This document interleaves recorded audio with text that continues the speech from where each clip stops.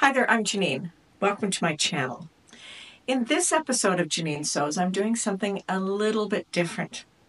There are 8 of us who are participating in a 3-month challenge that is loosely based on the Great British Sewing Bee. So that means for the first challenge, it's a pattern challenge. I was assigned a pattern, and if you hang around, I will show you what pattern I was assigned and what I made.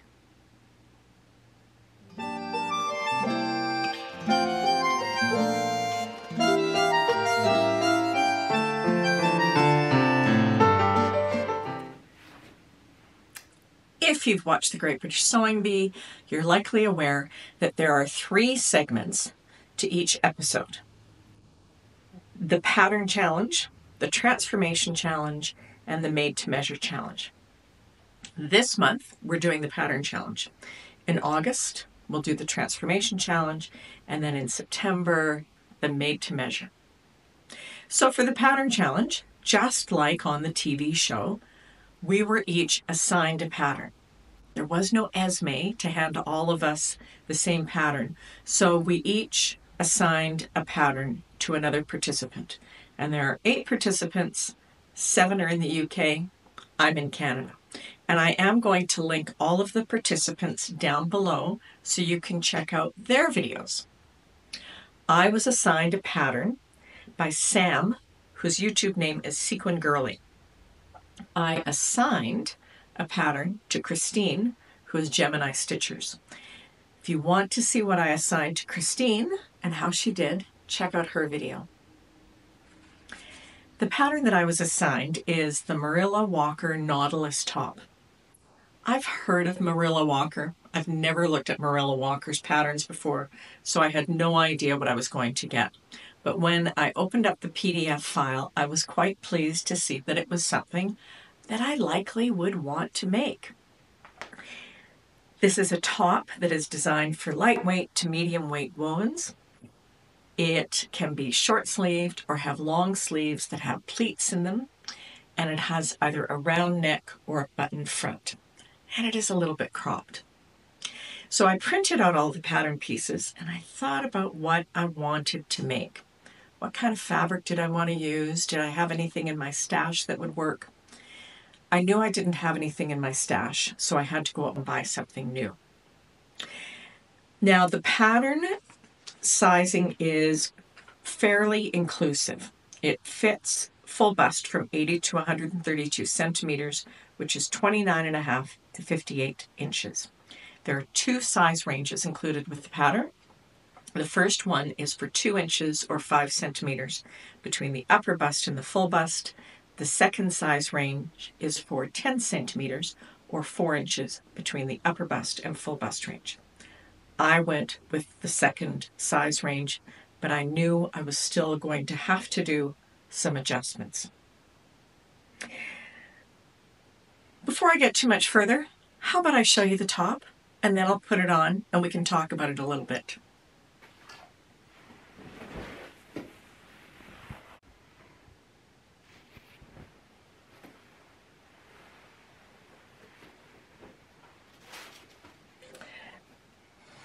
So here is my finished top. I'm just going to talk about it for a second and then I'll put it on. So you can see I made the version that has the long sleeves with the pleats in them and the button front. So let me just put this on and we'll walk through it. When I got the pattern pieces, of course, I took a really good look at the fabric requirements and the sizing. I printed out the pattern pieces. I taped them together, and this pattern is pretty well designed for PDF printing. I think I printed, it was like 25 pages. It wasn't terrible. Printed them out, taped them, and then I took a really close look at how I needed to adjust this pattern. I wound up doing a pivot and slide. I considered doing a regular full bust adjustment. Instead, I decided to take the easy way out and do a pivot and slide, and I added about 6 centimeters to the bust, which is what? 2.5 inches? Somewhere in there. But more importantly, I added 7 centimeters or 3 inches to the length because this was definitely going to be way too short on me. And with this pattern, because of the shape of the front and the back, all you do is you add to the bottom. So easy to adjust. Once I had the pattern cut out and I'd looked at it for a while, I went out and I looked for fabric. Went to one of my local haberdasheries. Unfortunately, it was not free, like on the Great British Sewing Bee, but I looked around for possibly a lightweight linen. I looked at some poplins. Everything was a little bit too crisp. I knew I wanted something that had some body, but that wasn't going to be that had a tiny bit of drape still, not too crisp. I couldn't find a linen that was lightweight enough, and they were all super printed. I had decided that I wanted to have a solid for this. So I wound up with this dotted Swiss. This is pearl gray with the little white dots. And it's 75% cotton, 25% poly, and it's ultra lightweight. It's only 76 grams per square meter. However, you can see this is completely opaque. It's very lightweight, but it's completely opaque, so I don't need to wear anything under it. I picked this fabric because it was lightweight, but it still had a little bit of body. And you can see that body in the sleeves where there are these pleats. And the fabric sticks out a little bit, but not too much. My fear was if I got a fabric that was too crisp, the sleeves were really going to stick out. And of course, those pleats are right at the bust line, so it was going to just draw a lot of attention to a place I don't necessarily want made any bigger. So this fabric, I think, was a pretty good choice. Cut out the fabric, and then I started sewing it. It's a simple make. Let's see what's the first thing that we do? Shoulders. And I wound up using French seams for the shoulders and the sides. I did not use French seams on the sleeves, but French seams everywhere else.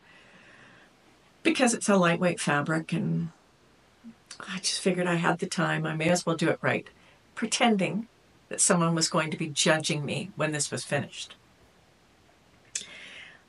The pattern went together very quickly. There aren't a lot of seams. It's not very complicated. There is a dart on the side, and I did not move the dart as I should have. So the dart is quite low, and that's the way it was drafted. I should have moved it up, but I didn't. I don't think that's a horrible thing on this. It doesn't show up too much.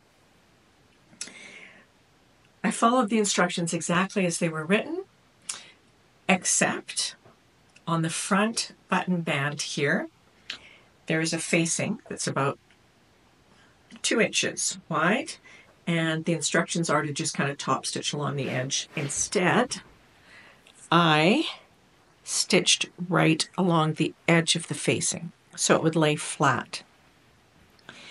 And I put the 4 buttons on,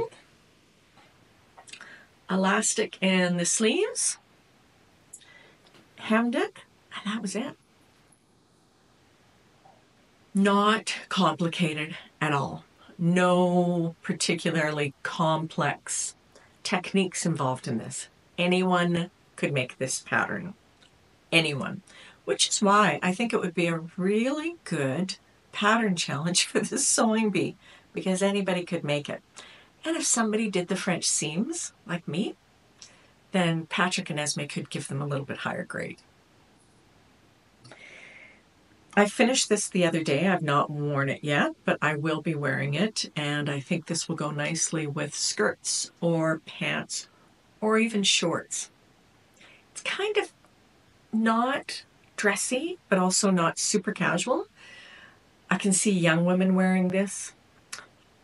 We have a vacation planned for the early fall. I think this will come with me because it's nice enough that it could be worn to casual dinners. And since the fabric has that bit of poly in it, I'm hoping that it doesn't crease too badly. When I was assigned this pattern, I went out and I looked for pictures of this pattern and I could not find any. So I'm going to be very pleased to put this out so that people can find it, because I think it is a really nice pattern. It's got a fairly inclusive size range. It's simple to sew. And it's a little bit unique with these sleeves. Thank you, Sam, for sending me this pattern. I'm glad you did. I'm really appreciative to have learned about this pattern and this pattern maker, because I will definitely make this again. I may make the short sleeve version very quickly because it was such a fast make. It's the kind of thing I could probably do up in a couple of hours, especially if I didn't do the button placket. But this was a really fun challenge. Thank you so much. As I said at the beginning, the Busy Bee Sewing Challenge is a 3-month challenge. So there are 3 components, each based on the sewing bee. This was the pattern challenge. The second challenge is the transformation challenge, where you take things that are not intended to be garments and you make them into garments. And the third challenge is the made to measure. So the transformation challenge will be, we're working on that in August, and we'll be posting those videos at the end of August. And the transformation challenge is based on the challenges that were in Series 10, which is the 2024 series of the Great British Sewing Bee. Now, I have not seen Series 10. They just showed Series 9 here in Canada on Makeful.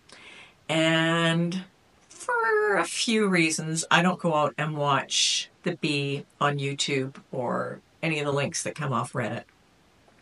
I'm going to wait until I get to see that one when it airs next year.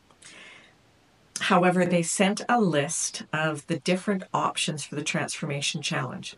So these are the ones that I have to choose from. If you haven't watched the Bee, with the Transformation Challenge, everybody is given a pile of stuff that they have to use to make something in a limited amount of time. It's usually 90 minutes, maybe 2 hours. They don't have a great deal of time, and creativity is the key. In most cases, you can use what they've given you to be made into a garment, and you can also grab some things from the haberdasheries or from your stash, buttons, elastic, trim, things like that. So the options are, this is what I have to choose from. Use 3 old t-shirts to make 1 new garment of your choice. Use up to 3 pieces of sportswear to make 1 new garment. Transform an old jacket or coat into a bag. Make an outfit using up to 5 charity shop garments in the same color. Transform 2 men's check shirts into a summer garment. Use old towels to create a child's dressing up outfit. Transform shapewear into a dress using stretch lace. I will tell you that I'm not doing shapewear into a dress, because I'm not going to model that. I'm also not going to do the child's dressing outfit. My husband just took all of his clothes to Goodwill, so we have no old men's check shirts. So either the t-shirts, the sportswear, the old coat, or 5 charity shop finds. The old jacket or coat into a bag is quite intriguing. So maybe that's what I'll work on. And what I'm thinking I will do for this is I'm going to do it all in one fell swoop, and I'm going to give myself a time limit. It won't be 2 hours. It might be 4 or 6 hours. But I want to treat it as if I was really on the show, but not really, because I'm giving myself 2 or 3 times the amount of time that they get. So that's the August challenge. And then the September challenge is the made to measure. And I have some ideas about what I'm going to do with that. Mulling over a couple of things. Whatever I do, maybe my Frocktails make. May. Because Frocktails is not too far ahead of when the made to measure challenge is. But if I do that, then I can't show you what I've made for Frocktails. I may have to rethink that. Anyway, There will be other makes in the meantime, but the next Busy Bee challenge will come out at the end of August. I think it's the last Wednesday of August, which is like the 28th. So this is my make. Thank you again, Sam, for sending me this particular pattern. I really like it. Thank you, Sam and Christine, for organizing this. And again, you can check out all the other videos down below.